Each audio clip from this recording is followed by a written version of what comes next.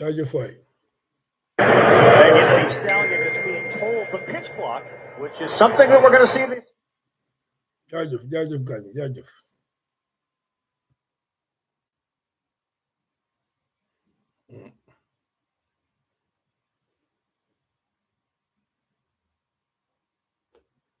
Yes.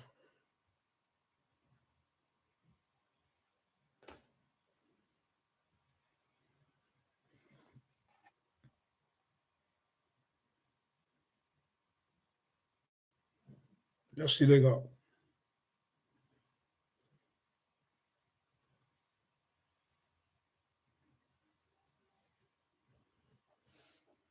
Jërëjëf. Bienvenue.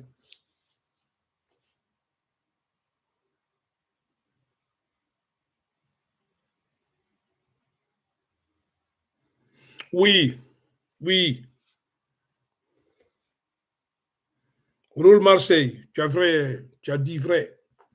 C'est-à-dire, il ne faut pas attendre que les serpents disparaissent pour après frapper sur les traces du serpent. Ce n'est pas vrai. Le combat, c'est maintenant. C'est maintenant. Il ne faut pas laisser ces gens-là avec leur appel mascarade là.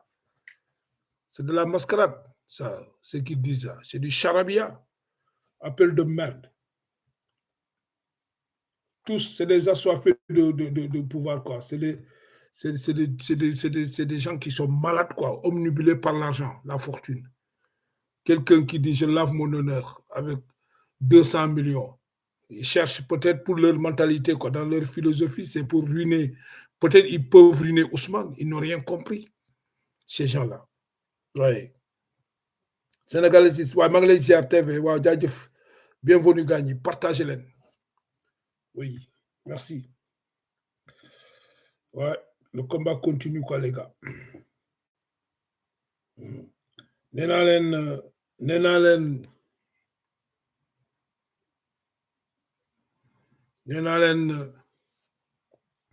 La peur a changé de camp.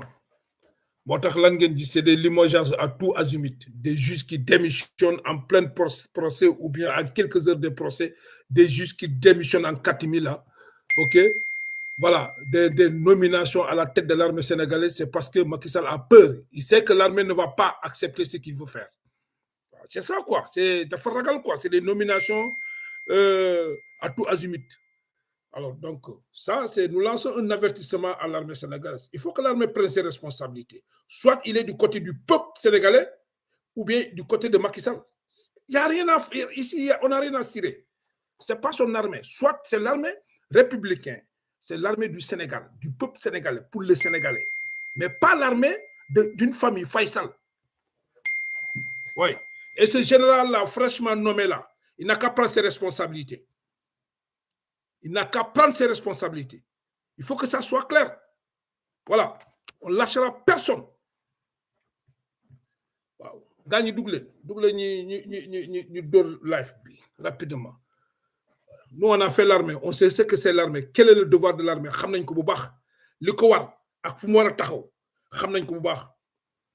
C'est pas ici, c'est pas la Côte d'Ivoire ou bien ces pays-là. Le Sénégal n'est pas la Côte d'Ivoire. Ni ces pays-là où l'armée sème le bordel là. Ça ne marchera pas. Ça ne va pas marcher. Il faut que ça c'est clair. Hein? Il faut limoger des gens qui ne sont pas avec toi pour mettre des guignols à la tête de l'armée pour pouvoir manipuler toute l'armée là. Si ce général-là veut dérailler, arrêtez-le et foutez-le en prison. C'est tout. Voilà. Le rek mo fi am. Voilà, donc salam alaikum, donc mbokk yi ñu ngi leen di nuyu yéen ñëpp ku ci nekk ci turam ak santam di leen ziar di leen jox seen wàcc waaye di leen ñaanal jàmm di ko sàkku ci yéen di ñaanal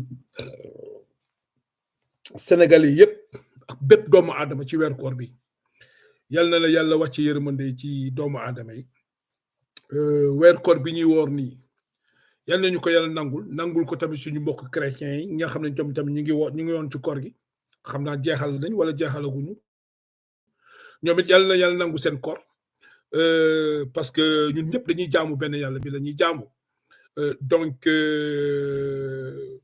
Isa mooy Insa Nabi la Insa donc Mariam mooy Mariama suratul Maryam yooyu yëpp hein donc ñun ñëpp ko bokk donc yal na yàlla def xéwal ci ñëpp ñi nga xam ne ñi ngi toroxlu di jaamu yàlla di bàyyi xel yàlla di fàttaliku seen yàlla seen borom bi yàlla buur bi yal na leen yàlla fay leen ci seen yërmande seen coono surtout Sénégal dafay tàngaay gu muy tàng doon yëpp yal na ko yàlla ëlbatiku def ko xéwal bu sedd guy ci yéen et puis yàlla ñi nga xam ne tamit génn nañu àdduna yàlla seddal seeni bàmmeel donc yàlla teg yërmande ci Sénégal yàlla nañ yàlla musal ci li nga xam ne mooy seetaane ak rambaaj ok ak naafeq yàlla sàmm Sénégal teg loo xam ci Sénégal saay bi lépp lu ñuy pexe ci Sénégal li ñuy nas ñoom ñëpp franc-maçon yeeg góor jigéen yeeg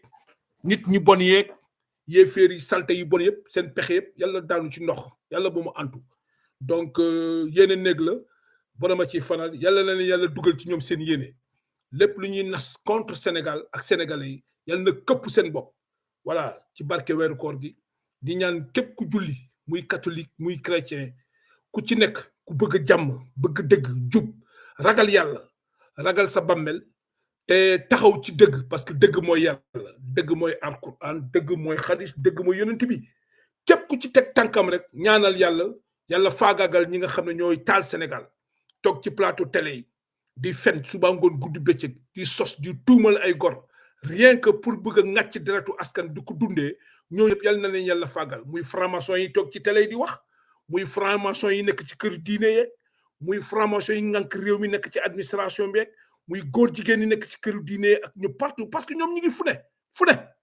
ne yal na leen yàlla faagagal alak leen voilà yàlla sàmm Sénégal donc di ñaanal nag suñu waajur yi yàlla may leen wér gu yaram gudd fan ñoom ñëpp di ñaanal malade yi nga xam ne ñi ngi ci hôpital bu ñu leen di fàtte gaañ yi waa métit moom dafa métti trop waaw xam nga nañ leen sànni ñaan ok yal na leen yàlla may wér ñu jóg ñibbi seen kër waaye donc ñi nga xam ne dañ leen arrêté arbitrairement parce que dañoo bañ parce que nanguñu njublan parce que dañoo ragal yàlla parce que dañuy taxaw ci dëgg ñu arrêté leen di leen jaay doole di leen tëj ak ñi nga xam ne ñu ngi ci biir ñoom ñëpp yàlla na leen yàlla may buntu liberté muy jàmm Sénégal combat bi ñuy xeex nii bu fekkee dëgg la ñu ngi taxaw ci yàlla ñu ngi taxaw ci dëgg yàlla nañ yàlla may ndam te incha allah yàlla dinañu may ndam di ñaan yàlla lépp lu ñu woor ci koor gi yàlla na ko yàlla nangu yàlla sàmm Sénégal yi aar projet bi aar porteur projet mooy président Ousmane Sonko du ko ne yàlla bu nammee dara ci jaam bi da lay teg ay natu waaw xool boo ko dëkkuwee rek nangu ko rek te gëm naa ni dina ko dëkku parce que ku gëm yàlla la ku sell la du rekk riba du sos du fen du tooñ nit moom daal liggéey te liggéeyal na Sénégal liggéey bi nga xam ne wax dëgg yàlla mu ngi koy fay ñu koy sant di ko gërëm waaye di ko gërëmee ay waajuram aussi tamit di ñaanal Sénégalais yëpp jàmm di wax ne gaañ yi combat bi moo toll nii donc il faut que ñuy waxante dëgg tamit ci xeex bi parce que ay nit bu ñuy ànd wallahi dañuy ànd ci dëgg te yàlla tax ànd boo gis bu tegul ci dëgg rek du yàgg te day du jur dara lu baax te yàlla du ko nangu parce que àndandoor lu mu métti gaañ yi foog ñu waxante dëgg waaw pour àndandoor bi am loolu mooy dëgg donc moo tax it ci côté askan bi ak suñ côté ñun ñëpp ci côté ñëpp dañuy juum ñëppay def erreur dem ba jóg naa fi wax naa ko fii ci défaillant yi c'est comme ça mais du neex ñeneen nag waaye mais ñu mu dul neex noonu nag ñooñu mooy nit ñi nga xam ne seen xol dafa fattu du ñu nangu dëgg seen xol dafa fattu waaw ñoom ñu ngi ci lëndëm voilà man ki ma wax dëgg man su ma juumee nga wax ma dëgg damay nangu ndax nee nag juum naa waaw kooku dama koy def du benn du càggane wala dañ ci dafa ñàkk fayda wala dafa ñàkk fula non grandeur la voilà kooku mun dañ koy nangu nit ku dul juum amul yàlla rek moo dul juum voilà donc il faut que ñu waxante dëgg ci combat bi waaw maanaam li ma ci jubloon mooy bu ñu sumbee dara pour ñëpp intérêt ñëpp nañ ko téye bu ñu wootee ñëpp jënd ñu xeex ko parce que mbooloo mooy doole te en général ñaanu mbooloo ak julli ajjuma yàlla da ciy def barke parce que xamoo kan la jëmeñ bi ku jëmeñam dagan waaw donc loolu moom bëgg naa ñu ci bàyyi xel mbokk yi ñu ngi leen di nuyu après ñu dellu soit comme ni ñu koy defee rek ci suñu waxtaan di wax ne sénégalais yi ñëpp gis ngeen li nekk di xaw li nekk di dox ci réew mi ba tax na tey fu mu ne nii atte ba ñu atte woon yàlla won leen ñoom ñoo moom seeni juge ñoom ñoo moom seeni procureur seeni magistrat ñoom moom seeni justice ñoom moom seen ministère du justice ñoom ñoo ko moom waaye atte yàlla won leen ñu ne déedéet yàlla lu mu leen woon ci atte bi boobu doyul dañuy def appel waaye def appel ba pare dem di encaisser 200 millions waaw loolu ngeen di gis donc lépp gis ngeen li ma leen wax lépp mu ngi tegu ci ay fen rek ay kàcc loolu yëpp liñ ci jubloon mooy fexe ba gàllankoor Ousmane Sonko président Ousmane Sonko nga xam ne mooy candidat askan bi mooy candidat ñëw di doole yi mooy candidat baadoole waaye mooy candidat jeunes yi jeunesse bi mooy espoiru Sénégal ak Afrique bu mu bokk ci élection yi loolu nag France moo nekk ci ginnaaw mais li ma bëgg a wax Macky Sall ak ñu mu àndal ak français yi élection mënul am Sénégal te Ousmane Sonko du ci bokk loolu da bëgg moom mu leer ko nañ bu fekkee ne dafay hésiter wala dafay layam-layam di hésiter jarul muy layam-layam di hésiter fii élection du am fii Sénégal te Ousmane Sonko du ci bokk dañu bëgg pour mu leer nañ te ñu koy wax armée Sénégal je m'adresse à l'armée sénégalaise élection du am Sénégal fii te Ousmane Sonko du ci bokk mun ta dek ça mooy il faut que ça soit clair su bëggee mus andi général Djiné teg ko général Djiné wala général benn xottu taat général bu am benn xottu taat teg ko ci boppu armée bi fii élection du am Sénégal te Ousmane Sonko du ci bokk waaw te loolu moom bu yóbbu ñu xam ko alors ce général Cissé là ki ñu changé na xam ne li ma am pour wax le général là en personne da ngay xam ne yow poste bi nga toog moom loo ko c'est pas pour toi poste bi nga nommé noonu général ci armée boobu yow armée bi moomu loo ko bàyyi Macky Sall moomu ko bàyyi Marème Faye Sall moomu ko sénégalais ñoo moom armée ñun ñoo leen di fay c'est le peuple qui vous paye alors su fekkente ne Macky Sall yow daf la manipuler pour nga ñëw toog ci bopp armée Sénégal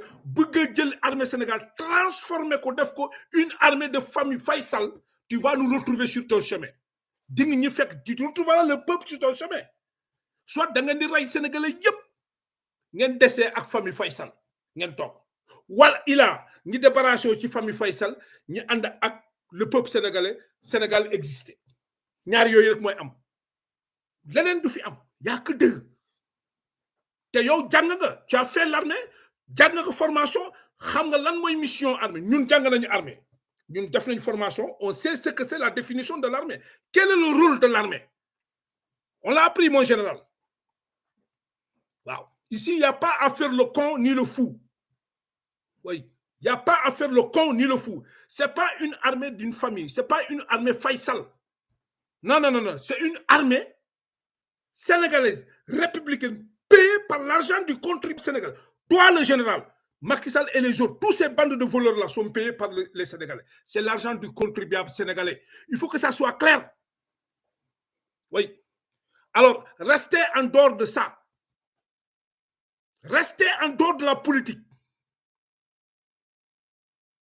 Vous n'êtes pas là pour l'intérêt d'une personne qui a la boulimie du pouvoir. Qui est Macky Sall. Vous n'êtes pas, l'armée sénégalaise n'est pas là pour une personne qui a la gourmandise du pouvoir. Vous n'êtes pas là pour une personne qui s'appelle Macky Sall, qui impose la dictature, un incompétent à la tête de ce pays. Depuis que le Sénégal est devenu le Sénégal, c'est le seul régime qui est devenu le plus violent de l'histoire politique du Sénégal, le régime le plus médiocre. Il n'y a que des cancres dans ce régime-là. On n'acceptera pas devant l'incompétence, l'escalade de leur incompétence et de leur injustice. Alors, ils veulent utiliser l'armée sénégalaise contre le peuple sénégalais. On ne l'acceptera pas. Vous restez en dehors de ça. Votre mission, c'est assurer le peuple sénégalais, la sécurité du peuple sénégalais et le pays. Mais ce n'est pas pour assurer l'intérêt d'une personne ou l'intérêt d'une famille, des arrivistes. Monsieur le général, Macky Sall a tué un sergent-chef en pleine fonction, plein service. Macky Sall l'a enlevé, l'a assassiné. Fulbert Sambou. Monsieur le nouveau général, Macky Sall a enlevé un adjudant-chef de la gendarmerie devant vous, l'assassiné. Personne n'a pipé mot. Un ancien militaire devenu un bodyguard, assassiné. François Makabu. L'armée n'a pipé aucun mot.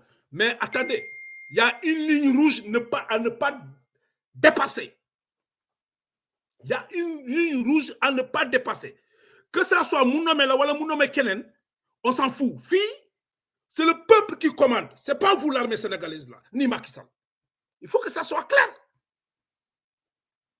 Parce que le jour où vous allez tenter, le jour où vous allez, toi, tu vas essayer de manipuler l'armée contre le peuple sénégalais, ouais, tu vas foutre le camp. Ça, c'est sûr. Soit vous allez tuer tous les peuples sénégalais, ou bien on va vous dégager. Mais Macky Sall ne restera pas ici. Ça, c'est clair. Inutile. Assume tes responsabilités. Et je m'adresse à vous qui êtes dans l'armée sénégalaise là. Les hommes, vous qui êtes, vous avez porté serment. On vous paye. Qui vous paye? C'est le peuple sénégalais qui vous paye. Je veux que ça soit clair. Armée du Sénégal, nous leen di fay ñun. Baadole malade ba nekk ci hôpital tëdd ci kaw lalam mu feebar amul ordonnance. Am ordonnance junni mënu koo fay. Malade boobu moo lay fay yooyu yéen militaires yi force de sécurité yi. Béykat ba nekk ci àll bi nga xam ne amul lu muy lekk béy ba pare toog di xaar bu añee du reer bu reeree du ndekki moo leen di fay yéen armée. Dof bi romb dof bi le fou là mu romb ak ay sagaram di waxtu di lekk ci mbalit yi xaalisam la moo leen di fay yéen armée. Lafañ bi dox mënul dara boppam et pourtant am na xaalis moo leen di fay.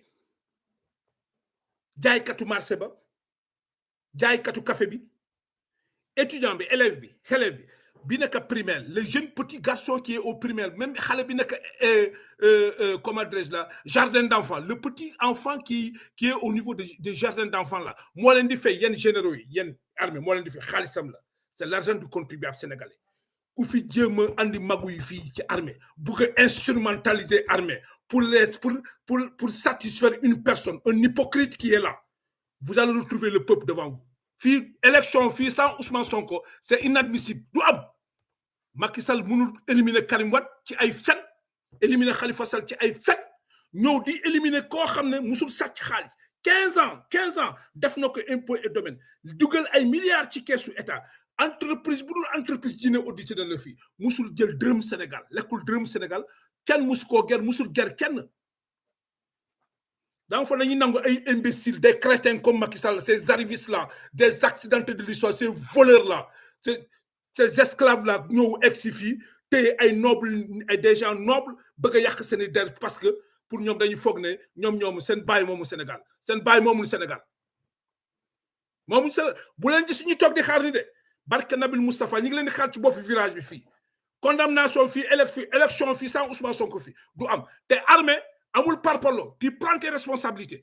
Gis ngeen général Cissé bu jël les responsabilités yéen ay góor ngeen ay góor yàlla leen fii dee rek moo am benn yoon la ñuy dee te ku ci nekk bu keroog yow ma xiyaama di nga ko laaj ak sa borom jël leen seen responsabilité bu leen nangu Macky Sall gën leen ëpp jom.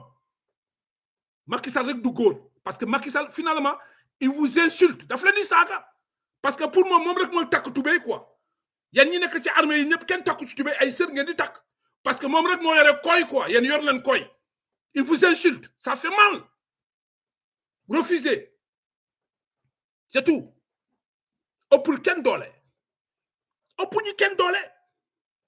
Ne fermez pas les yeux sur l'injustice qui se passe au Sénégal. Demain vous allez rendre compte et Dieu est capable à ce que vous rendez compte ici avant le jour J. Nit day am jom nit day ragal yàlla da ngeen jum am jom ragal yàlla on vous a mis dans de très bonnes conditions. Sénégalais yi leen di fay wallahi wal azimi bu taw bi tawee du ñu tëdd seen kër yi. Est-ce que yéen a ngi xool loolu armée Sénégalais bu lay fay bu inondation ñëwee day torox te pourtant mu ngi lay fay yow teg la ci condition yi bien jox la ay avantages yëpp jox la oto bi ngay liggéey jox la tout jox la lépp même fay la fay sa jabar fay sa doom yow le militaire sénégalais bi daf lay fay sa jabar fay say doom te moom pour añ sa da koy të ak reer mu ngi ko muñ pour sécurité am beneen crétin jóge fële rek imbécile bi nga xam ne day rey ay nit il tue mu jógee fële rek ñëw mu bëgg leen manipuler mel ni tegu leen yéen doo leen ay nit parce que moom respecté wu leen fonk leen tegu leen ay nit daf leen teg ay dof di leen jéem a manipuler profiter laxatu ci chef suprême des forces armées ngeen bëgg a gëm philosophie boobu bu bëgg leen tënk ci loolu naan loi amul Sénégal injustice moo am Sénégal Macky Sall ci injustice la tënku pour bëgg leen noot kenn du leen gis nga boo leen taxee ngeen bañ kenn du leen juger kenn du leen traduire parce que le peuple n'acceptera pas que ñu traduire leen jël leen seen responsabilité prenez vos responsabilités vous êtes des hommes et vous allez rendre compte devant Allah subhanahu wa ta'ala. Vous allez rendre compte devant Allah subhanahu wa ta'ala. Et Dieu n'attend pas maintenant, même dans vos temples là, vous allez souffrir. Attention, prenez vos responsabilités.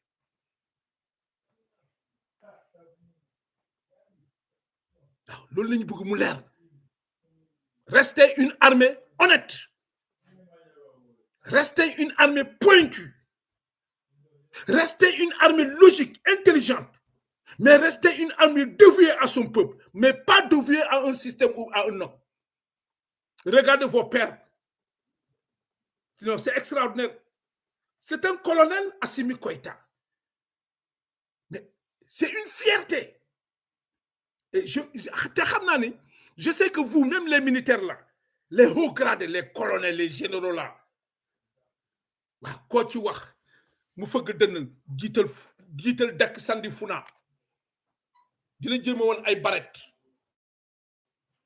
ay décoration di ngandlu jëma fuy ñëpp xoolal Assimi Koïta un jeune de rien du tout xale bu tuuti néna Mali la jeunesse malienne là si j'échoue c'est vous qui avez échoué c'est la jeunesse malienne qui a échoué mais aujourd'hui dernier acte que Assimi vient de poser une usine pour la fabrication du franc malien, le Wari. Après avoir installé l'industrie qui va produire l'or sur le cachet, le label malien, après avoir libéré la Mali en termes d'énergie électrique, dégagé la France, et c'est le Mali qui gère son énergie, après avoir gagné l'autosuffisance en alimentaire, Assimi Koïta vient de poser un acte. C'est-à-dire, c'est le Mali qui va faire créer son propre argent, le Wari. Et maintenant, l'imposer à l'Occident, et ça va passer. C'est extraordinaire, un jeune de rien du tout. Mais parmi vous, il est colonel, hein, mais vous êtes des généraux. Général de brigade, général de division, général des forces armées, et petit monsieur mon général, tous tafas. Ben dignité, ben honneur, amulen ko. Fit amulen ko. Ngeen bëgg tok ben nit, ben simple un arriviste là, un esclave, un descendant d'esclave. Ko xamné amul dignité, amul honneur, esclave, jam. Ya ji jaay kat tiaf la, bay ji gardien. Accidenté, ñoo complètement ni comme ça, téy leen des nobles, ñi jang ba am xam-xam, téy leen di leen manipuler, bëgg leen tek ci pour contre le peuple sénégalais. C'est grave. Pour mon famille, contre mon intérêt, mon intérêt sénégalais, peuple sénégalais. Vous allez trouver le peuple derrière vous, devant vous. C'est dans nous, dans nous.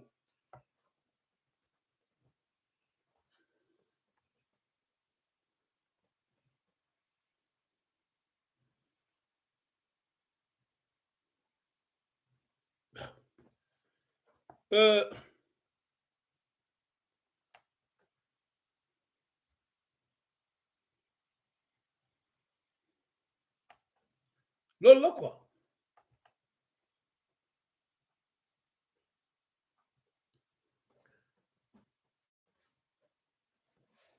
Amul fi kenn duñu fi nap. Alors, si le communiqué, si c'est le communiqué que l'armée a pondu là pour dire que ne nous mêlez pas dans vos trucs politiques, alors tout de suite, Macky Sall a tiqué, il faut remplacer ce général-là pour amener quelqu'un qui est favorable. Le général Cissé, si tu fais le con, tu retrouveras le pays devant vous, le peuple. Pour Moulin. Attention, hein.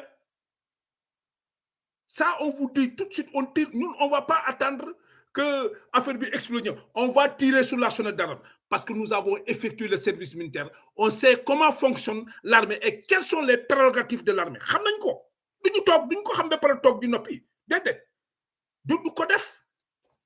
Quel nous détourner la mission de l'armée, quel nous détourner les objectifs de l'armée sénégalaise. Quel nous détourner. Quel on lâchera personne. Tout de suite. On vient de te nommer. Tu assumes tes responsabilités. Tu restes militaire. Point barre. Tu n'es pas là pour servir un homme. Tu es là pour servir une institution. C'est l'armée. Et l'armée est là pour servir le peuple. Le peuple sénégalais, c'est ça le peuple sénégalais et le Sénégal. Mais pas pour servir Macky Sall. Hein. Attention. C'est pour ça que je suis contre avec cette loi-là, chef suprême des forces armées. C'est catastrophique. C'est le chaos. Il nomme, il dégomme. Non. Il faut qu'il change de disposition. Je suis cohérent dans mes propositions. Damane anduma ci lolu. Lolu mo andi li njublan. Bo fi tégué un général inconscient ko xamné du nit, nitéwul. Mu jéma andi fitna fi tar réew mi réew mu boy. Da ngeen fogg ne fi élection sans Ousmane Sonko. Yeen da ngeen ko musa xalat yeen. Xana Macky Sall bayam mom Sénégal wala Macky Sall mom Sénégal wala da ngeen fogg yeen mom Sénégal.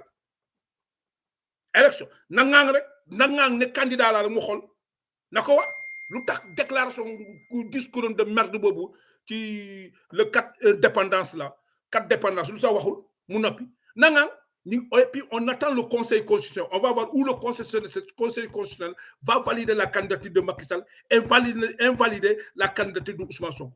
Vous allez tous dégager, vous allez retrouver le peuple devant vous. Parce que c'est fini. On ne va pas accepter, continuer à être les chiffons, les papiers de toilette de la France. Le peuple sénégalais est fatigué sur ça. Hein? Il faut que ça soit clair. Nous n'accepterons pas d'être les papiers de toilette de la France. Si Macky Sall est papier toilette de Macron, nous, on n'est pas papier toilette. Les Sénégalais ne sont pas des papiers toilettes de la France. Il faut qu'on casse cette chaîne d'esclavage-là. On veut être libre. Nous voulons être libres, un peuple libre. On veut décider, nous, notre politique, notre souveraineté. Et si maintenant, il faut utiliser cette armée-là pour casser ce combat-là, la souveraineté réelle du peuple sénégalais, alors donc, il faut dissoudre l'armée sénégalaise. C'est tout. Parce que l'armée, en ce moment, a raté sa vocation, quoi. Et ça, il faut que ça soit clair. Hein? Ce n'est pas parce que vous êtes colonel généraux que vous êtes plus intelligent que nous. On a fait l'armée, on sait ce qui se passe. Quel est le devoir de l'armée sénégalaise? Vous savez quoi? Vocation et devise, vous savez quoi? Li tax armée Sénégal jóg ak lan moy taxaway lan moy waré fo xam nañ ko. Il faut que ça soit clair. Vous allez et puis d'ailleurs il faut que l'armée arrête de voter. C'est là le problème. Une armée politique, c'est dangereux pour un pays. C'est dangereux pour une nation. Une armée politique. Et le communiqué que vous avez sorti là pour dire oui, soi-disant ne mêlez pas l'armée dans la politique. Mais l'armée est entrée dans la politique parce que c'est Abdoulaye Wade qui a amené l'armée dans la politique. Les militaires votent. C'est du n'importe quoi. Vous ne devez même pas voter. Restez neutre. Senghor a compris. Abdou Diouf a compris. Mais Abdoulaye Wade, un nation de pouvoir comme lui, il n'a pas compris.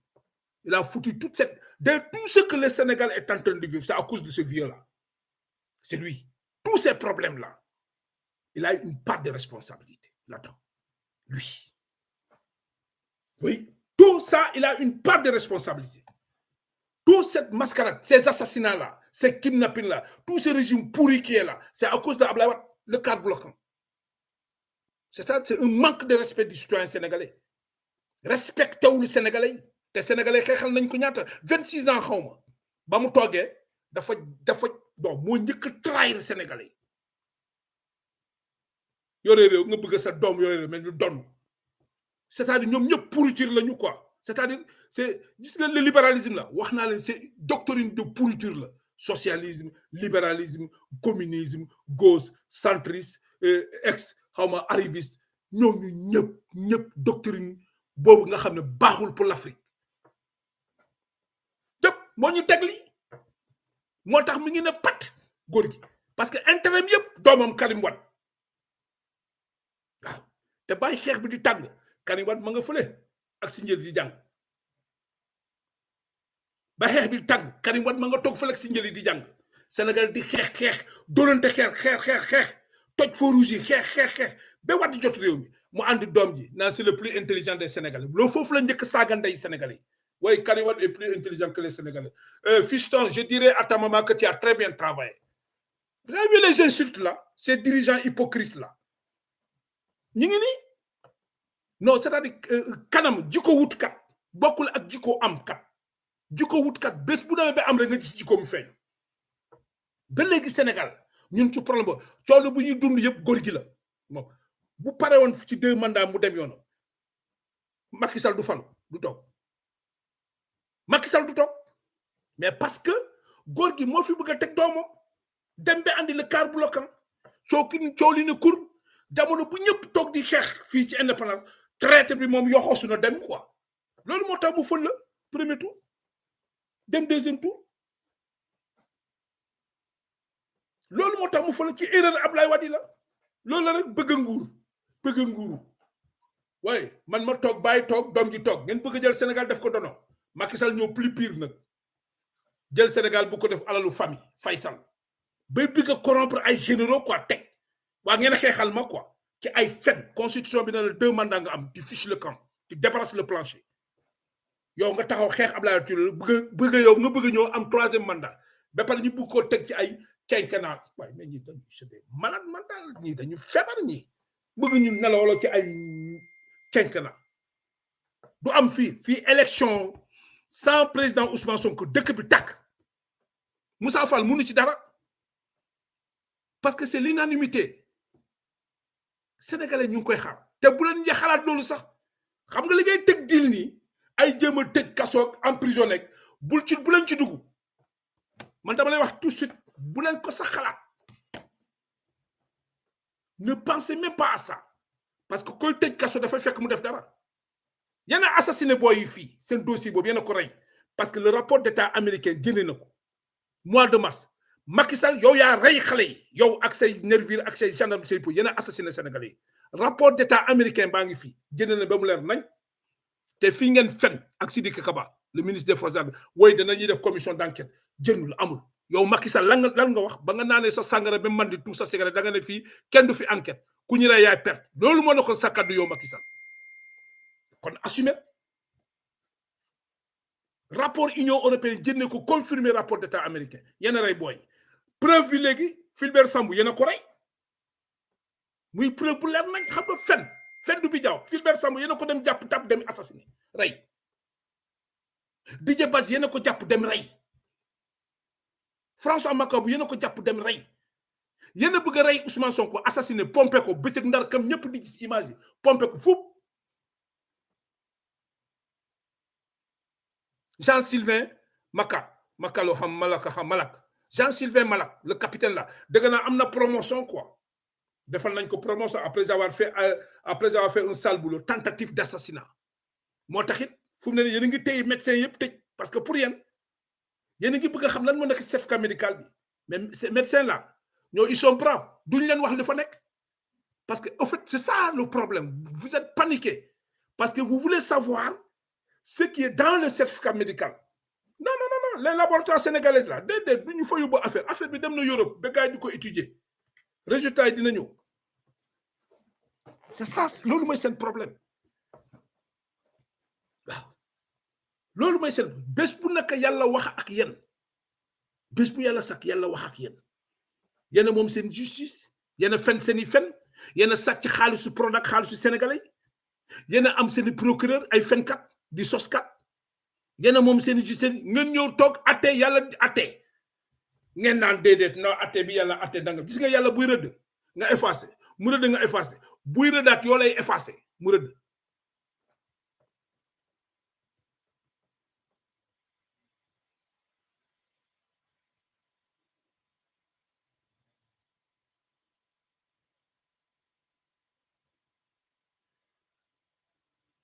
waaw loolu mooy wax ci quoi foofu ngeen toll te nag émissaires yi ngeen di yónni ci Ousmane ngeen arrêté quoi arrêté Macky Sall ñi ngay yónni ci Ousmane pour jéem a négocier ak Ousmane pour mu jéem a bàyyi candidature am ba 2029 du ko def il ne le fera pas Ousmane ne renoncera pas à sa candidature il est candidat il sera candidat non c'est pas l'appel d'envoyer des émissaires pour aller négocier un pourparler avec qui Ousmane il reçoit personne il ne reçoit personne il ne renoncera à rien. Il est candidat, il restera candidat et il sera candidat. Mais toi, tu ne seras pas candidat. Parce que toi, tu as terminé, tu as fait tes 2 mandats, alors tu fiches le camp. C'est tout. Tu débarrasses le plancher. Il faut que ça soit clair. Il faut que mu leer. Arrêtez de yónnee ay nit ci Ousmane Macky Sall. Il faut arrêter. Bàyyil di yónnee ay nit ci Ousmane. Ousmane amul sa jot. Ousmane amul sa jot. Arrêtez d'envoyer des émissaires. Macky Sall, il faut arrêter. Ça c'est clair. Loo def lu ne ñi xam ko. Loo def ñu weer la. Arrêtez. Yow boobu su fekkente ne yéen da nga jàpp ne yéen am dëgg. Pourquoi ngeen yónnee ay émissaires? Pourquoi? Pourquoi envoyer des gens auprès de Ousmane pour négocier? Oui, allez-y lui demander, oui, qu'il laisse tomber sa candidature. Chantage, quoi. N'a pas candidature comme ça après 2029. Waxon na ko fi Ousmane Dembe mané barki dem mané Ousmane Sonko bes bu démé tok di négocier ak ñi bu mu négocier bu mu nuyo waxon na ko fi dé man sama wax jallu mus la duma waxantu soxlo ma ay nombre de vues mais dama né nama gaay ñi bay xel limay wax ba may joggé fi di dankafu Ousmane manako attention dinañ la jéma wo pour négocier bul dem bul tok ak ñom ci ben table di négocier. Ben. Deuxièmement, bul nuyu kenn. Troisièmement, bul def ben déclaration. Togal ne pat rek. Parce que négociation, proposition, France moo nekk ci ginnaaw. C'est la France qui est derrière. Attention. Toujours moi manipulant. C'est la France qui est derrière. Cette proposition de négociation yi la France la. Bul tok te bul nuyu kenn. Bul jox kenn loxo. Da nga dëgër bopp nag. Man xam naa dëgër bopp ci très têtu, ça je le sais. Mais bul nuyu. Yàgg naa la wax bàyyil di nuyu sax ci mbooloo mi. Arrête. C'est indépendamment de ta volonté.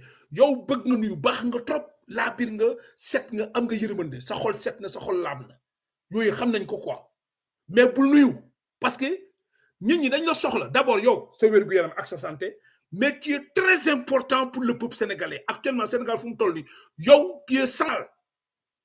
Afrique, daf la yakar. Du Sénégal, rek, Afrique, ñoo la yakar.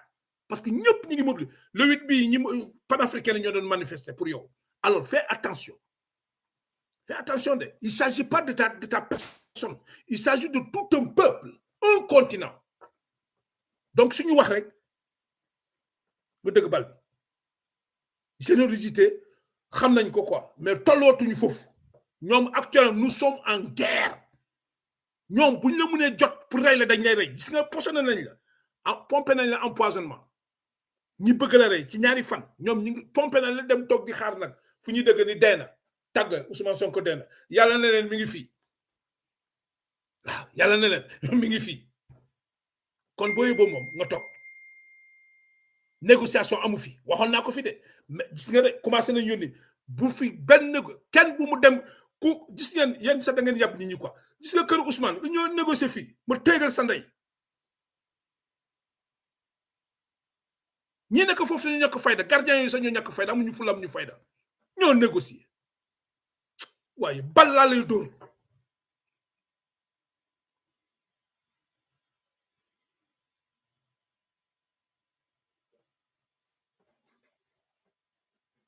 éligible fii élection sans Ousmane Sonko mënul am kooku Macky Sall day fen yéen da ngeen di fen seen juge yi ak magistrat vous mentez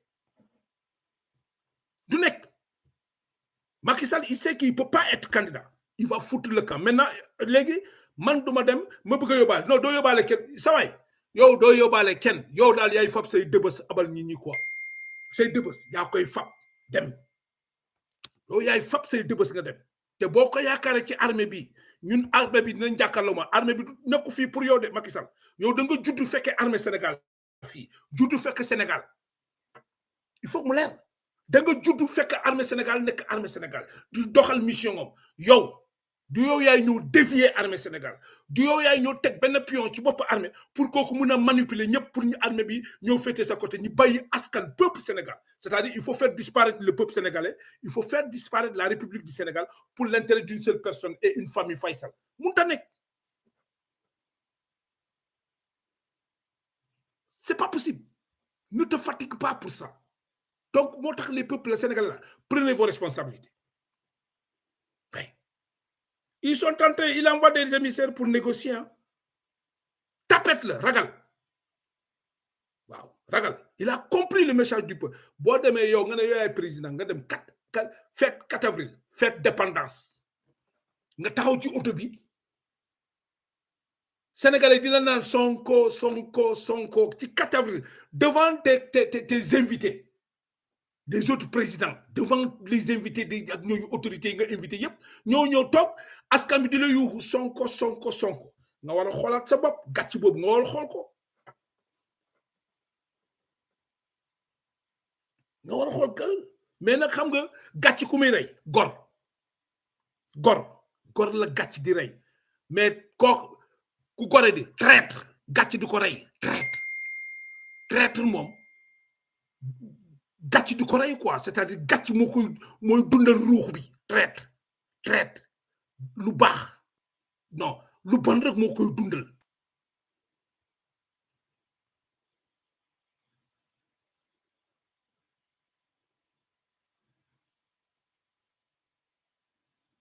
waaw loolu ngeen foog et ça ne passera pas et on vous attend 450 millions de plaintes ñi ngi fii dara il sera candidat fii yow doo nekk candidat toi tu seras pas candidat c'est tout jeunesse bi sonn nii dem di jël ay nervi di leen jox xash c'est-à-dire li nekk lii Sénégal dañ ci teg bët da ngeen ko gis nii incompétence fukki at ak ñaar nga yore réew fukki at ak ñaar ñaata yoon la ñuy jox budget dem ci sëriñ si di fen waa réew mi dañu bëggoon liñ fi am kenn du fexe ba kenn du fi toog def ñetti mandat réew mi pititi patata trala fu na ngeen tag di fa jébaane Sénégalais di fen ba jot réew mi nga war a am jom am fulla liggéey mais ngeen fen ba jot réew mi continuer di fen plus pire encore di rey yéen da ngeen di rey da ngeen di assassiner yéen da ngeen di rey ñëpp di teg seen bët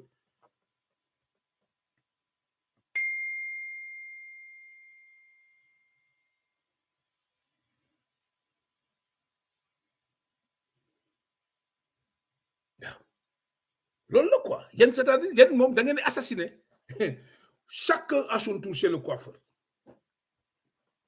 chacun a son tour chez le coiffeur dëgg tumuranke na Sénégal de dëgg na fi tumuranke parce que tey moo tax ndaw ñi jeunesse bi yéen a war a jël seen avenir la jeunesse sénégalaise yéen a war a jóg tey li ma leen waxoon dëmb ci sama live bi dina am du neex nit ñi de mais loolu mooy dëgg kenn du jóg ñoo xeexal ñu fii peuple défaillant du dem dama bëgg pour mu leer peuple défaillant du dem ñii am ñëpp dañuy xeex même yonent yàlla Muhammad sallallahu alayhi wa sallam dafa xeex yàlla bu ko neexoon yonent bi du xeex yàlla bu ko neexoon yonent bi du xeex mais lu tax mu bay yonent bi muy xeex mu ne ko jógal xeex c'est pour askan bi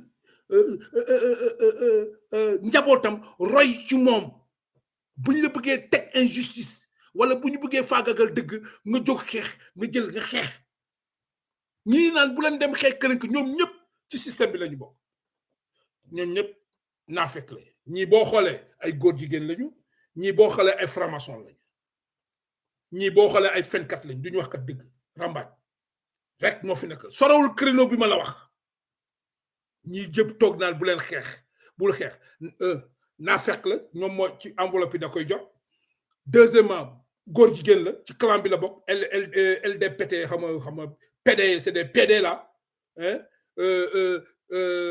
ci club bi lañ bokk lesbiennes yi wala franc-maçon ñoom ñëpp mi cercle bi rek moo tey Sénégal c'est-à-dire ñoom ñëpp ñi ngi xeex contre diine l'islam ñoom ñëpp diine l'islam la ñuy xeexal ñoom il se bat contre la religion musulmane au Sénégal. C'est grave, c'est extraordinaire. Loolu moo fi am.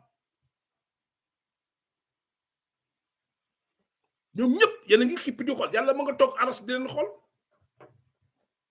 ñoom ñëpp ils sont en train de se battre contre la religion musulmane.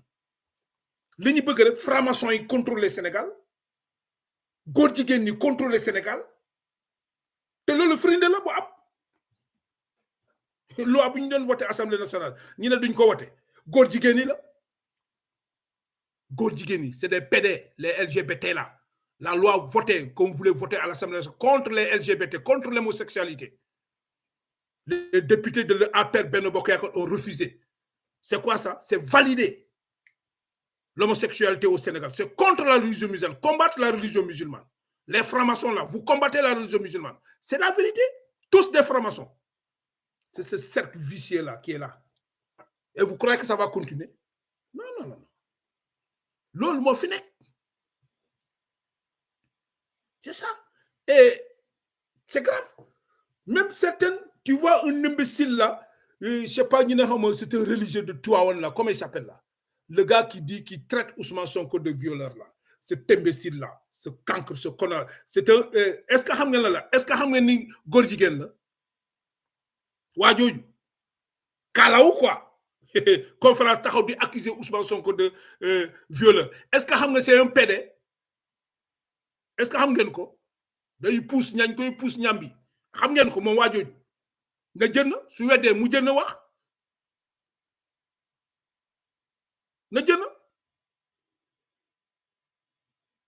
na jënd mu wax góor jigéen la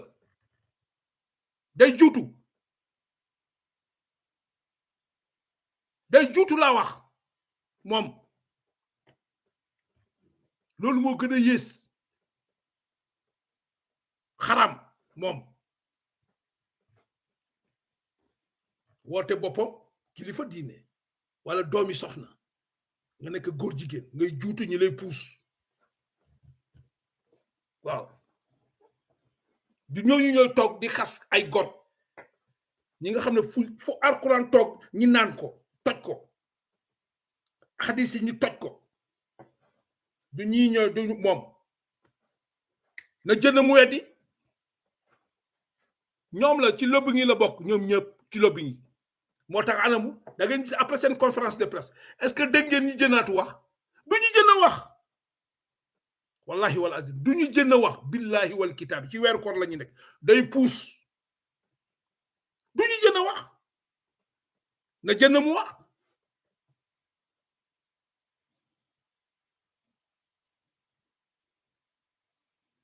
il n'a qu'à sortir mu wax na jën xam nga léegi sutura amatu fi réew bi sutura moo fi jeex parce que xam nga lu tax parce que ay doomaraam ñoo nekk fii téye système bi fii téye nit ñi fii di yàq gor ñi sutura moo fi jeex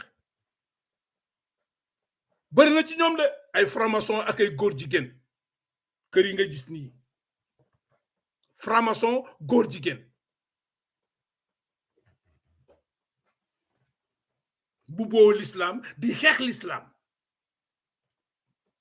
bu boo l'islam di xeex gor ñi ñoom ay puuskat ñambi la ñoom ñëpp tout le monde surtout kii jóge ne accusé nii wax yow gars yi dañ koy sañ nga daal man lan fii sutura amatu fi amu fi. Take a look, this is what I've got only by watching videos. Working 4 hours a day. waaw loolu moo fi am ñoom ñëpp ci clan bi la nee naa leen clan bi téye Sénégal en otage góor jigéen ñi la franc-maçon yi lesbiennes yi fenkat yi ñoom la ñooñu ñëpp dañuy xaraam l'islam daf leen waaye ñoom ñëpp ñi ngi xeex diine ji ñëpp moo taxit bi après seen conférence de presse bi dañuy seey duñu wax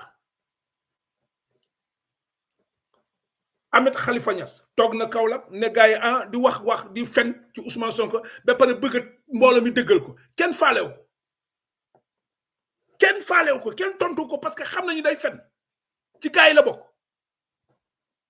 mu leer xam nga yàlla bu lay wéer bëccëg ndar kam da lay wéer bëccëg ndar kam Ahmed Khalifa Niass toog Kaolack fen ci Ousmane Sonko fen yi tooy xep ba pare na askan bi di lay waxal ku ci ana ku ci kii kenn faalewu ko mu xam ne day fen gis ngeen ko Sénégal gis ngeen ko toog amul argi ñooñu ñëpp ñoo yàq réew mi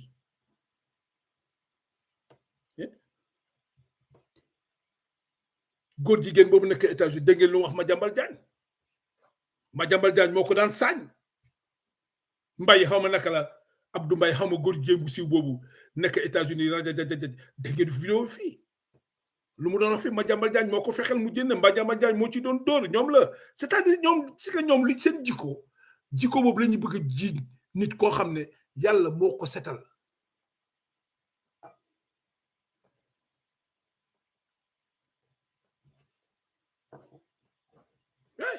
fii yàlla fii day raxas réew mi Sénégal bu koy raxas kum fii teg kenn mënu ci dara kenn mais li ñu am pour wax mooy armée Sénégal bés boo leen fi jéemee xeex peuple bi ngeen ne da ngeen di jéem a dëggal jéem a jàppale Macky Sall ak famille wallahi di ngeen xam ne ruux ngeen siiru waaw bu leen neexee nag ngeen jël seen choix prenez votre responsabilité vous décidez soit vous êtes avec le peuple ok soit vous êtes avec la famille Faysal vous décidez te ñi gën a torox sax ci Sénégal mooy leen takk der yi des salaires misérables ay 90 000 100 000 dégg nag 100 000 éclaté ko 30 jours ñaata nga am dañ lay dagg de yéen ay 100 et quelques ngeen di am ñi ci am 200 bëriwul 100 et quelques 100 et quelques muy militaire muy gendarmerie adjudant chef bu dem ba retraité dem fab carnet bloc dem di coxeur nekk coxeur jululu coxeur adjudant chef gendarmerie commandant de brigade dem ba retraité delluwaat ci garage bi nekk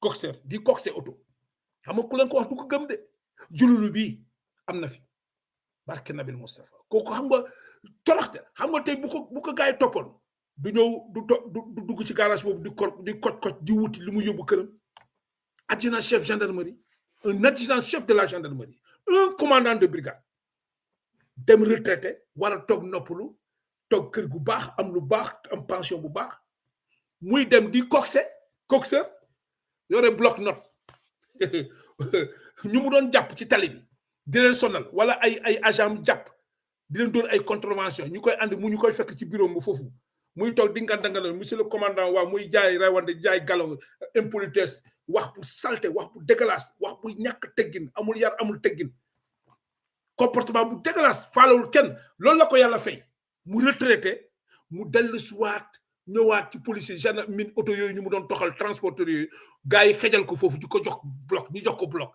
dañuy toog ñu ne adjudant chef au jubé gendarme boo jubé adjudant chef waa bi ko ite yow demal jaay ki billet nga gis ñàkk fayda mujj na ñëw taxaw client bi foo jëm bi ñu ne waaw mu dagal ko benn billet karang auto bi départ ñu jox ko 200 ñu def ko ci caisse bi bu pare ñuy séddoo moom adjudant chef gendarme moo tax da ngeen war a yeewu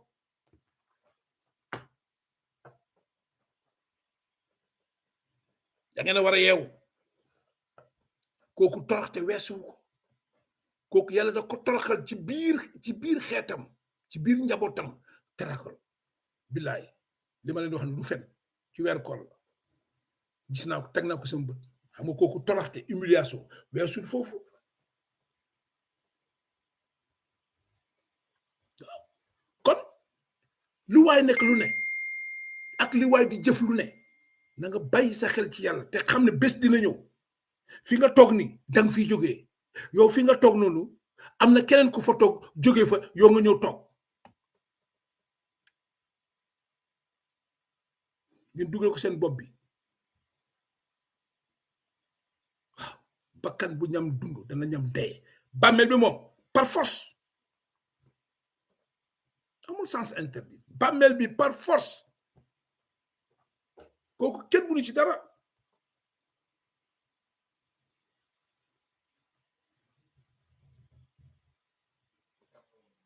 kenn mënu ci dara bàmmeel bi moom li nga yóbbu rek nga yóbbu sa juróom-ñaari mètre perekan ak sa jëf bu dee jullit nga bu dee chrétien nga sa costume la ñu góor costume teg bu dee góor jigéen la ñu dóor la sa benn robe bu nice dóor ci kees yóbbu loolu nga yóbbu ak sa li nga liggéey du alal bâtiment yépp fi nañ koy bay nga egg fële yàlla laaj la nga dof ñu téegal sa xon ci biir ba nga ne nan en attendant yomal xiyaam di ñëw le rendez-vous le rendez-vous jour J ñu bàyyi la bar sax branché la benn tuyau bu jógee fële ci safara mu lay fekk sa biir bàmmel ngay sonnoon di sonn rek di toroxle ba keroog bi ñu yomal xiyaam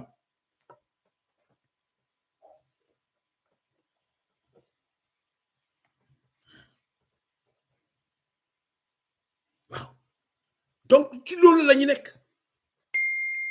parce que ce qui est regrettable pour le Sénégal mooy dañu téye pays bi dëkk bi 4 ans en haleine ci ay fen et puis débat bi la débat taat débat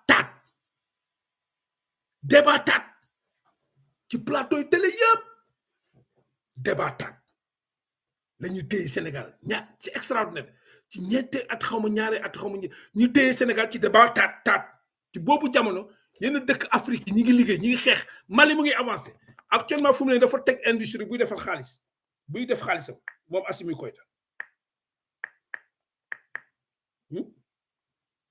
industrie produire xaalisam bu baax imposé ko multinationaux yi ñoom ñëpp dañuy ne waaw dañuy nangu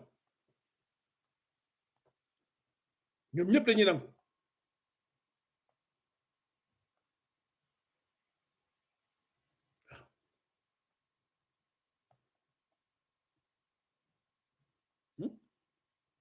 ñoom ñëppay nangu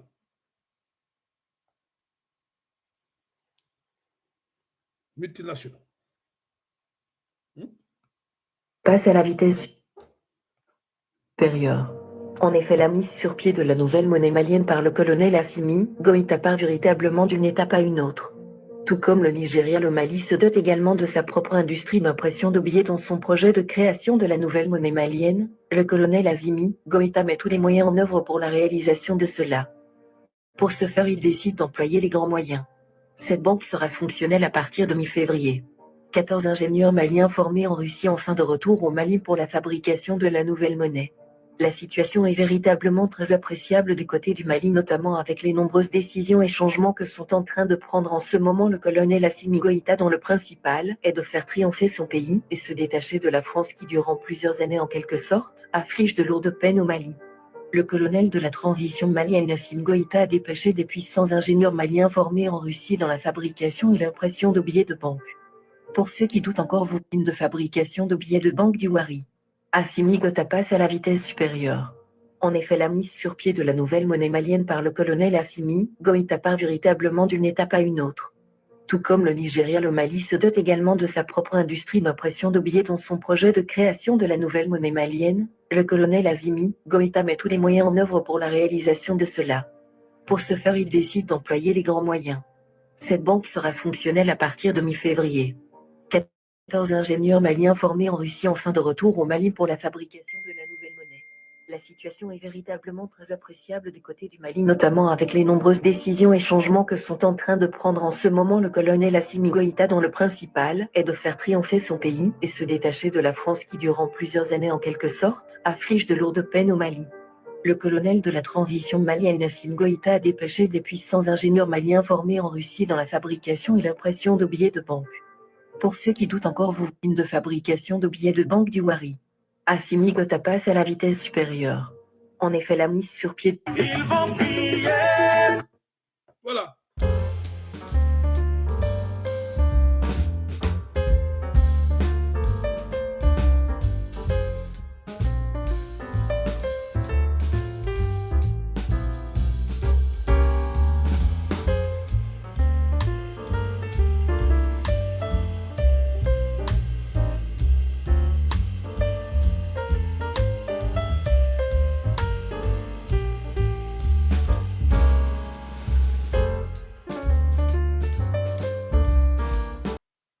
C'est ça un homme. Et c'est un colonel, hein. Attention, un colonel, un jeune colonel. C'est ça un homme, c'est ça un digne fils d'Afrique. C'est ça. Et pendant ce temps, nous, nos généraux-là, sont en train de manipuler des drones pour bombarder des grenades lacrymogènes aux citoyens sénégalais. Pendant ce temps, nos généraux-là, ils sont en train de les manipuler pour les préparer contre le peuple sénégalais. Un lieutenant-colonel du Mali, révolutionnaire, qui a pu arracher le Mali dans les griffes de la France, du colonisateur, libérer le Mali. Il est en train de, dans ce projet, je l'avais dit, il était dans ce projet-là.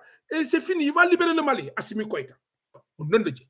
Des Sénégalais, vous allez émigrer au Mali. Vous allez émigrer au Mali.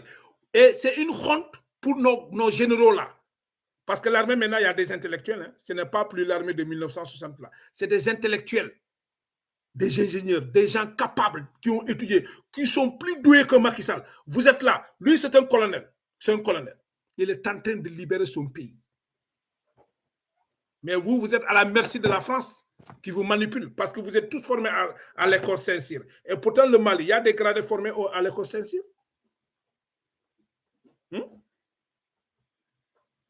Oui, c'est ça un homme.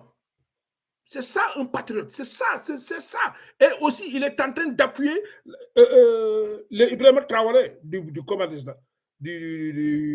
Burkina. Ah oui, ils ont fait appel à la Russie. Et en faisant appel à la Russie, il y a les États-Unis déjà qui vont se positionner, oui, pour soi-disant, on va vous aider dans la sécurité. Et les Américains étaient là-bas avec la France. Qu'est-ce qu'ils ont amené? Qu'est-ce qu'ils ont fait? Rien. Ils ont laissé les terroristes là terroriser le Burkina. Après avoir renvoyé la France, après avoir renvoyé France 24 RFI, après avoir renvoyé les médias français, ok, et fait appel à la Russie, c'est là où les États-Unis commencent à réagir. Oui, nous sommes prêts à vous accompagner dans le processus de la paix. Si le président ivoirien là, le jeune Ibrahima Traoré, s'il dévie sur sa trajectoire, s'il fait le con là, aller collaborer avec ces Américains là, il ne réussira pas. La seule chose ici, c'est de tourner le dos aux Français et les Américains. Ici, seul partenaire équitable, c'est la Russie. Continuez avec la Russie.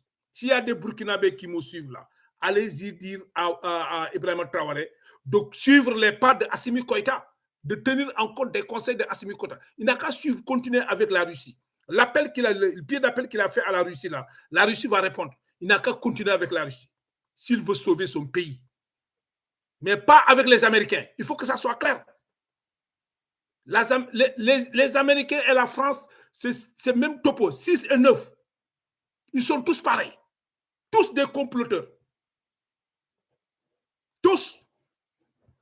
Tous, ils te crient de démocratie, ils ne respectent pas les autres pays. Ils veulent dominer le monde. Alors, en tout cas, ce que moi je voudrais dire, s'il y a des Burkinabés qui me suivent ici, dites à Ibrahima Traoré et son gouvernement là de ne pas répondre à l'appel des Américains. Ils n'ont qu'à continuer à traiter avec la Russie s'ils veulent sauver leur pays. Ils n'ont qu'à continuer à traiter avec la Russie. Seul gaz, mais pas avec les Américains. Il faut que ça soit clair. Parce que tous ces Américains-là, l'Amérique, l'Union européenne, l'Occident, ils sont là pour c'est l'ordre mondial. Ils sont là pour leurs intérêts crypto-personnels. Ça, il faut que ça soit clair. Ouais. Il faut que ça soit clair. Donc, Assimi Koïta est en train de partir. Vous, les jeunes, vous êtes là. Et pourtant, c'est un jeune. Là, c'est un jeune. Il faut un peu fouler, un peu de faïda. Un peu de fit. Un peu de fit. Am jom. Daf leen ëpp fulla ëpp leen fayda ëpp leen fit am jom xam lan mooy panafricanisme moom il n'est pas un cireur de bottes de l'Occident déedéet moom Poutine yàbbu ko sax kif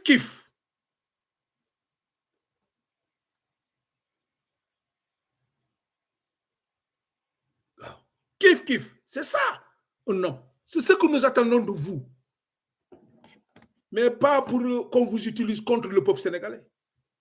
Non, non, non, non, non. On vous utilise contre la population sénégalaise qui vous paye.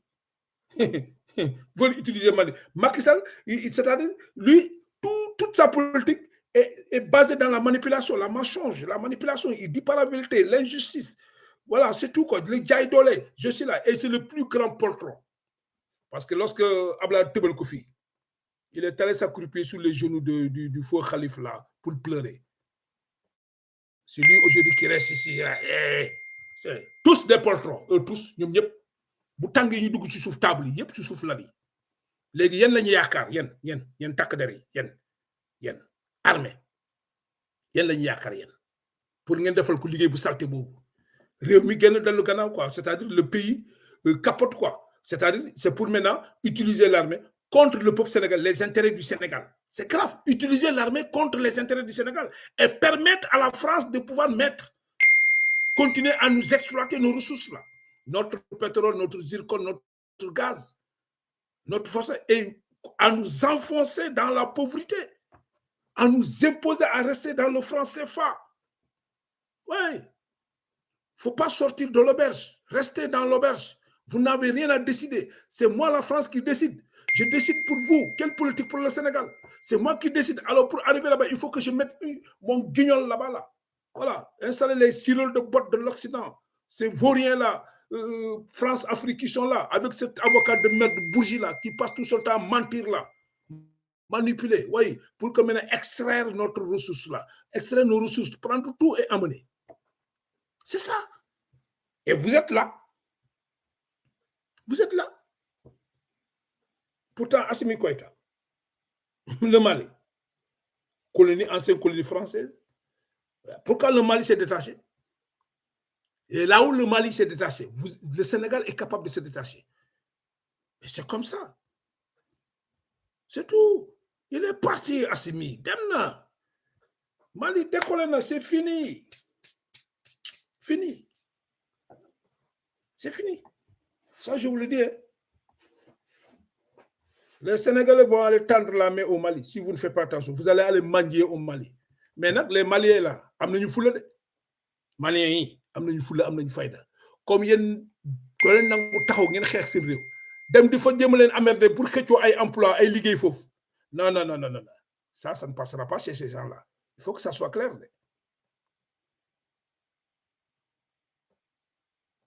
C'est ça quoi. Wow. Lolo quoi. C'est Lola Bougnin Doulouk Senbobi. Et les perdants, c'est les jeunes, hein, la jeunesse. Mais les enfants de Macky Sall, là, ils n'ont pas perdu. Hein. Les enfants de Macky Sall n'ont rien perdu. Parce que son fils est en train de prendre l'argent du contribuable sénégalais pour aller remettre ça à des nervures pour acheter des vagabonds, des bandits.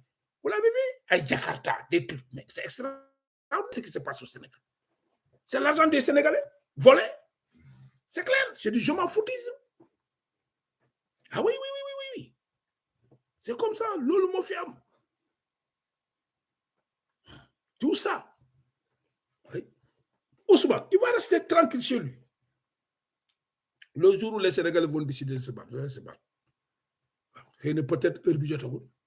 Mais le processus là, Macky Sall, il cherche à éliminer Ousmane, hein. Ça je vous le dis. Il cherche à l'éliminer. Peut-être si lui-même ne va pas se présenter, mais il ne va pas laisser Ousmane. Parce qu'eux, ils ont la trouille. Eux, tous ont la trouille. Tous, parce qu'ils savent, ils ont fait beaucoup de mal. Beaucoup de mal. Ils ont fait mal au peuple sénégalais. Trop d'injustice, flagrante. Ils ne se cachent pas. Ils s'en fichent. Ils s'en fichent. Même la justice est tordue, pourrie, corrompue. Il n'a mis que des nervis à la tête de la justice, là, des postes de commande. Il n'y a que des nervis. Tous ces gens qui sont là, ils ont des dossiers là. Mais quand même, c'est dégueulasse. Oui, c'est tout. Hein? S'il faut même changer de nationalité et jeter cette nationalité dans la pourriture de merde là. Il ne mérite même pas d'être sénégalais. C'est une honte. Parce que tu as honte même quand tu dis que tu es sénégalais. Fuck you. Je vous ai dit, il n'y a pas d'État. Il n'y a rien, les gars. Il n'y a rien. Toutes les institutions là, c'est-à-dire, il y a tellement de malhonnêteté que finalement c'est devenu catastrophique, quoi.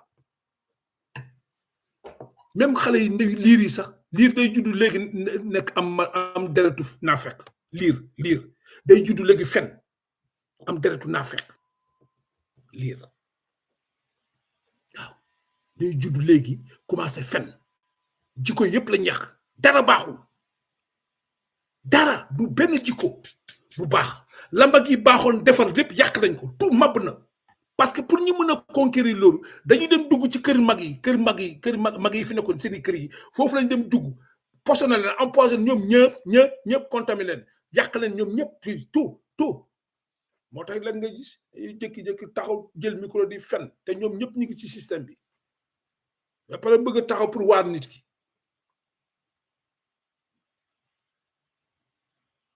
oui Cheikh Tidiane c'est une honte d'être sénégalais. Oui, il faut jeter cette nationalité dans la poubelle là. Ça vaut mieux quoi. Parce que les gens vous disent, mais ça ne va pas, qu'est-ce qui se passe au Sénégal là? Mais vous, ça ne va pas, non?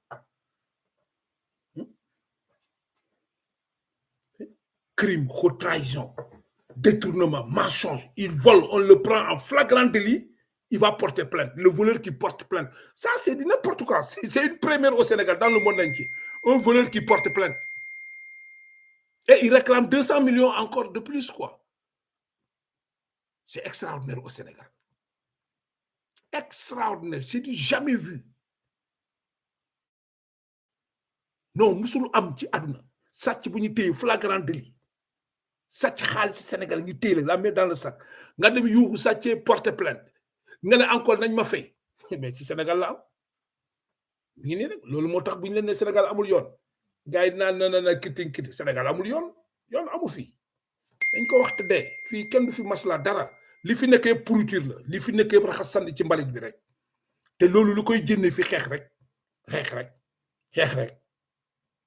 waaw xeex rek ñoom ñëpp ils sont omnibulés par la fortune ñoom ñëpp alal gis nga même bu yàlla taxawoon seen kanam duñu ko gis xaalis bi la ñuy gis barke salatul fatiha moo nekk fii ñëpp ña waroon defar jikko yi ñëpp lañu faf sax yàq contaminé leen ñoom ñëpp ñi prétexte la wax nañu faalewuñu duñu ko wax dara tous ñëpp ñoom ñooy ànd ak moom ñoom ñëpp ñoo ànd ak moom bu ñëwee ñu dugal ko ci ruq ci néeg munu ak moom après jël ñëw taxaw ci mbooloo bi di ko tàgg fii la am fii dënk naa la diw yëpp dëgg nañ ko fii yëpp gis nañ ko fii du lu ñu waxantu jiñu ñu kenn accusé mais dañ ko dëgg dañ ko jëf ñu gis waaw nañ dem rek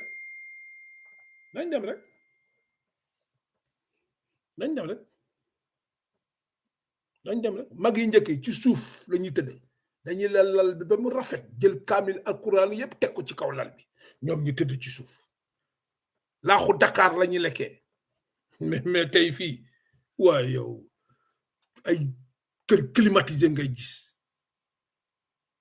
chambre à coucher bi climatisé la salle bi climatisé garage bi climatisé auto bi climatisé waaw ci loolu rek la ñuy dund waaw fu ganaar gën a baax waaw ñu roof ko ba roof tàttu mbir naan fu ganaar gën a moole michi fu gën a moole waaw mën a teg waaw jigéen bu bakkane ñi teg ko fa la commencé nag waxal na di la bëgg wax na yàlla nee na waaw yow barke salatul fatiha réewum naa fekk mooy Sénégal yàlla nee na duñ la ko wax de sax sama maam dañuy tant ba mu neex ba tant bi ba mu jeex ba commencé ko mun nañ ko commencé 8h du matin ba la lendemain 8h du matin non sama maam nee na sama maam moo defoon lii sama maam loolu rek lañ lay wax duñ la fi wax dara lu mun a dugg ci bopp nit ki domte Sénégal domte bu Sénégalais di torox ñoom ñu ngi ne pat mut mais ñoom bu ñu soxlay rek bu ñu takkee seen rajo yi rek nga gis ñëpp daw ñëw moo tax di ngeen yàlla dafay ne nii toog di leen seetaan ñu leen di caw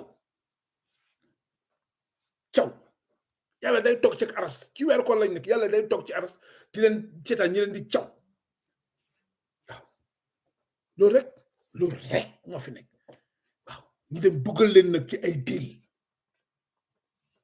Bass Abdou Khadre jox ko 50 hectares mu taal ko fii këriñ piting kanam dugal ci ay milliards noot muut toog nag waaw di guddal kopati oui benn ñaar ñi jël sëriñ bi def ko arme utiliser nit ñi loolu lañ fi nekkee de jël Maodo Malick utiliser jël Limam Laye utiliser ko fii waaw karang gis nañ ko fii bëgg téye bëgg ngàcc yuru nit ñi quoi waaw te ñooñu ngeen di tudd bu keroog yomal xiyam ñoom dañuy toog yore seen dossier ñoom it dañuy gàddu seen dossier nii ñoom ñi ngeen di wax noonu dañuy téye seen dossier mu neex mu naxal dañuy gàddu seen dossier ñëw taxu waaw yàlla ne ko mu ne ko ah bon yow yor nga sa dossier waaw acca ñu ne mu ne ko voilà Jibril xoolal ko dossier boobu la andi teg gars yi andi sa dossier bi ñu xool la ko voilà diw ok ñu expliqué la ngay laaj mi la ñu ne la boo attends tegal ko film ñi tegal la film bi booy ngay gis li ngay def lépp dañ la ko tegal film ngay gis kii du yow nga naa ko woy man la c'est-à-dire amu fi fii amu fi ku ci nekk ak sa dossier barke salatul fa li leen di wax ni yeex dana ñëw kooku moom bu amul bu excès rek ngeen weddi seen bopp barke alquran karim ci weer ko lañ nekk bu excès rek ngeen weddi seen bopp lu leer laa leen wax ku ci nekk sa dossier yaa koy ngabal ñi ngeen di wax noonu non ñooñu liggéey nañ seen liggéey dem quoi ñoom liggéey nañ lu ñuy liggéey dem te ñoom seen taxawaay moo tax yàlla ci seen barke yàlla fay ñu alal gi nekk di Sénégal ci suuf si ñoom la de du kenn taxaw gi ñu taxaw diine ji xeex ko taxaw liggéey fi lu mat ngéwél ba teg yàlla na leen dem leen léegi nag kaay la ngeen noppaloo ko ji yàlla fay njaboot bi lii alal bi ci pétrole bi nga gis nuyu jamono Senghor amuloon wala feeñu loon de liggéey yi ñoom la liggéey maam yi la ñooñu ngeen di mbubboo di dóor sénégalais ñooñu dañu ma leen dëgg laaxu Dakar dañ doon lekk dañu defar lal bi ba mu rafet ñi lal fa kaamil yi tëdd ci suuf ci ngeen ko ci ngeen ñoom Maodo ak parasor bi ci naaj bi ci saret bi toog ci ngeen Cheikh Amadou Bamba mu ngi dox di teg birig ci ngeen mais yéen ñëpp ay kanidja ngeen di dawal ay naka limousine waaw ay kër boo dof doon sa gaay yenn limousine bi oto bi karang kër gu neex waaw njar yi di doon dàqe ji di doon dàqe waaw jabar ju bakkane xale bu ndaw lay takk nag jabar ju bakkane toog ci siège en or ñi wax muy waaw son ngan di maam maxane yooyu ngan di maam course kilométrique waaw sallahu fala nga ñëw mu ñaan na daf lay tufli waaw nga dégagé waaw boo dee du taxaw daf lay utiliser ba nga fënax pare nga pour dee ñu sandi la fële c'est fini nga dem liggéeyal ko ci tool bi ba dee bàyyi say ndey bàyyi seen waajur yow leen hypnotisé tey askan baa ngi ci jafe-jafe ñoom ñëpp ñu ngi ne mu mais duñu wax gaañ duñu wax léegi bu dee askan bi ñoom dañu daanu ci piège boobu ñu bëgg leen domte fii waaye fële amul de yana pas fële amul loolu fële kenn du fa ràmmu kenn du fa ràmmu kenn 124 000 prophètes la yàlla bind 124 000 prophètes 123 999 prophètes yi kenn amu ci makkaama pour ràmmu doomu aadama kenn jox ko benn yonent du ko jox benn walu du ko jox benn xutbu jamaan kenn rek la ko jox gën ci mbindeef mooy yonent la Muhammad sallallahu alayhi wasallam te kooku nag balaa mu lay ràmmu dafay fekk yow nga liggéey nga am li nga liggéey ci lu baax waaw boo liggéeyul doo fayee ku fenn ma de da ngay liggéey li jar ràmmu mu ñëw taxaw ne yàlla sama njaboot bi sama xeet bi nga doog na bokk ci ñooñu waaw mu doog a intervention pour yow mais dem tëdd rek def say tocc jàpp rey sàcc fen sos mbubboo l'islam di dóor lu këriñ nga ñëw loo jël nga lu xëpp ko jàmm bi lu fen di sos di tëj di complot di ànd ak fenkat yi sàcckat yi ànd ak góor jigéen ñeeg franc-maçon yi pitin karalang yoolu sa kur sa kaala taxaw fi nga day ñeneen tri nga ñëw taxaw fi naan yàlla këriñ dana la duma bi bàyyi yow ma ne toog leen rek ngeen bañ a xam ne nax seen bopp da ngeen di nax seen bopp fii ku ci nekk nga waajal sa bopp ku ci nekk nga yóbbal fii ku ci nekk nga yóbbu sa baag gis nañ fi ay multimilliardaires fii lañ ko bàyyi Mame Mbaye Niang mi toog di xeex di kër 200 000 amaana boo moytu sax du ko encaissé Mame Mbaye ak ñoom ñi nekk foofu di kurung di complot am na boo moytu am na ñoo xam ne duñ ko fekkee sax waaw duñ ko fekkee fële laay jékki-jékki ñëw salaamaaleykum ñu ne waa kër nga amul fii man tarixa bi laa bokk non amul de day nga romb ne waaye mais non man kii li moo nekkoon suma sëriñ Cheikh Ahmadou Bamba quoi kii ñoo nekk Maodo Malick ñi ne ni wax ñu ne la mooma landra fii amu fi kooku ngay laaj ñu ne non kooku dem na ñooñu fu ñu leen di attaque yéen du benn ku ci nekk day am cër même les présidents là fu ñu leen di attaque du benn lu leer la leen wax bu ni kenn nax sa morom fii ku fi jaamul yàlla tegu ci dëgg perte nga camp bi rek moo fi nekk baax mbaa bon rek mais Sénégal ñi fa toog ñi toog amuñu chance ñi yore nguur gi kenn baaxu ci kenn baaxu ci ñi ko yor kenn baaxu ci kenn baaxul ci ñu yore nguur gi loolu mooy danger pour Sénégal kenn baaxu ci mu ñëw ba ci ñi nga xam ne ñi yore xibaar taskati xibaar ñi nga xam ne ñoo yore kaste ñoom ñëpp ñoo bokk c'est-à-dire lii il faut askan bu jënn xeex jënne ko fi rek nee naa leen liir day judd sa commencé fen riir day judd léegi commencé fen Sénégal bi fa lañ jëm foofu rek lañ jëm moo tax armée Sénégal yéen laay mujjee fa la yàlla ci yéen laa commencé lay tëj le nouveau général là tu prends tes responsabilités l'armée là ça t'appartient pas yow moomoo armée moomaa lewloo armée moom loo sénégalais yi nga assumer gis nga règlement bi armée teg fil de conduite armée déontologie armée mission armée devoir armée dang ciy tegu par force l'armée là c'est pas une armée de Macky Sall ou bien une armée famille Faysal c'est l'armée du peuple sénégalais l'armée là est là pour le peuple sénégalais pour protéger le peuple sénégalais et pour protéger l'intégrité du territoire du pays du Sénégal contre l'agression venant de l'extérieur ou bien intérieur loolu mooy devoir armée mais ñëwloo fi l'armée n'est pas là pour aller pour Macky Sall pour une personne là ou bien sa famille là non il faut que ça soit clair si vous voulez que la paix règne au Sénégal là que l'armée prenne ses responsabilités mais l'injustice ça doit cesser. On ne va pas vous donner des privilégiés, c'est l'argent du contribuable sénégalais. On détourne, on vous donne ces fortunes-là. Après, il y a des gens qui quoi. Bëgg ay am xoolal ñu mu jëndee ñu ay retard bëgg naan dañ koy utiliser Sénégal. C'est-à-dire fii la gàttaxel humanisme ñàkk himan fii la commencé lii ñëpp di jënd ay drone pour agriculture pour mbéy mi pour xeex pour développement yow nga jëndee drone ay arme tekku naan ko woy day lakk sànni lacrymogène. dégg ngeen journaliste yi Sénégal fu mu toll ñu ne ñooñu dañuy jàngale ay intellectuels ay xam-xam lañu ñu koy commentaire RTS oui c'est extra c'est des grenades et puis qui lancent grenades des drones qui lancent des grenades loolu la ñuy wax loolu ñeneen dëkk yi dañuy déglu ñu ne mais c'est quel pays ça contre les manifestations